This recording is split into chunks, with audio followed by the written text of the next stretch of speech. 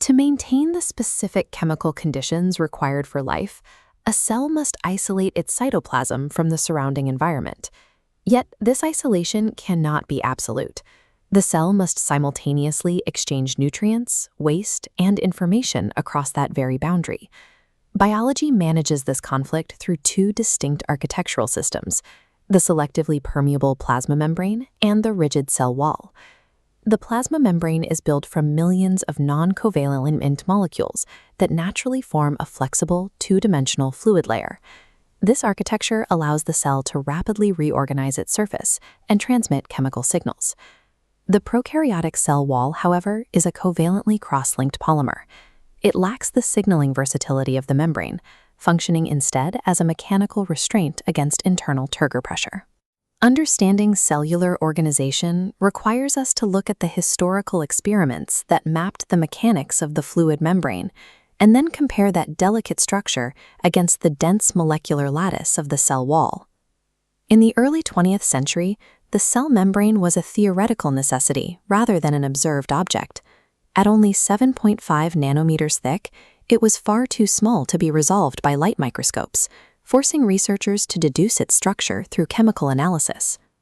In 1925, E. Gorder and F. Grendel extracted lipids from human red blood cells to form a flat single-layer sheet. Measuring it, they found its surface area was exactly twice that of the intact cells, the first evidence of a lipid double layer. By 1935, James Danieli and Hugh Davson proposed that this bilayer was coated on both sides by solid sheets of protein. They envisioned a rigid molecular sandwich that trapped the lipids in a fixed position. When early electron microscopes allowed for the first high-resolution images, J.D. Robertson observed a railroad track pattern of dark and light lines. He interpreted this as proof of the unit membrane, reinforcing the idea of a static, three-layered protein and lipid sandwich. This static view remained the standard until 1972, when S.J. Singer and Garth L. Nicholson introduced the fluid mosaic model. They argued that proteins are not locked into exterior sheets. Instead, they are individual components embedded directly into the lipid bilayer, where they are free to float and shift within a liquid sea of phospholipids. Shifting the model from a solid shell to a liquid matrix explained how membrane-bound enzymes could move to interact with one another, and how transport proteins could physically change shape to move molecules. In 1970, L.D. Fry and Michael Edidin at Johns Hopkins University conducted an experiment to measure whether these membrane proteins were truly mobile. They tagged human cell membrane proteins with red markers and mouse cells with green markers. Using the Sendai virus, they fused them. Initially, the markers remained separated, but after 40 minutes, they diffused and intermixed across the entire hybrid cell surface. The observed mixing of these markers confirmed that the lipid bilayer is a two-dimensional liquid rather than a solid structure. While Fry and Edidin proved the membrane was fluid, Daniel Branton used a technique called freeze fracture to prove that proteins were actually embedded within the bilayer's core. By rapidly freezing a cell and striking it with a microtome blade, Branton exploited the weak non-covalent bonds between the hydrophobic lipid tails. The membrane split down the center, peeling the two lipid layers apart. Under an electron microscope, the exposed interior faces of the membrane revealed distinct bumps. These were integral proteins anchored directly inside the hydrophobic core, confirming that the membrane is an asymmetrical assembly of mobile parts. These experiments established the modern definition of the plasma membrane. It is a dynamic, asymmetrical fluid that uses its liquid nature to facilitate the movement of embedded proteins. The mechanics of this fluid boundary depend on the amphipathic nature of phospholipids, which organize themselves based on their attraction to and repulsion from water. This organization is not uniform between the two layers. Phosphatidylcholine is concentrated primarily in the extracellular leaflet, facing the cell's exterior. The inner leaflet is dominated by phosphatidylserine. If moved to the outer leaflet, it signals macrophages to engulf the cell.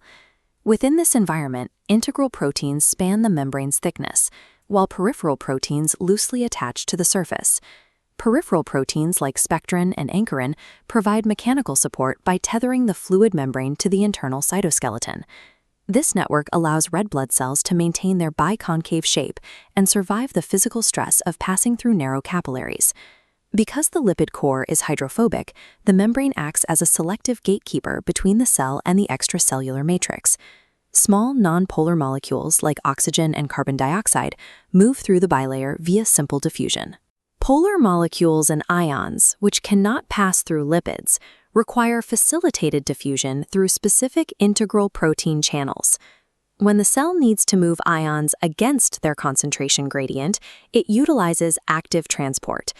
Integral pumps, like the Na plus K plus ATPase, use energy from ATP hydrolysis to physically move sodium and potassium across the membrane. The membrane's non-covalent fluidity is what allows these transport proteins to function, turning the cell boundary into a dynamic, energy-dependent gateway. While fluidity is necessary for transport, it is a liability under pressure.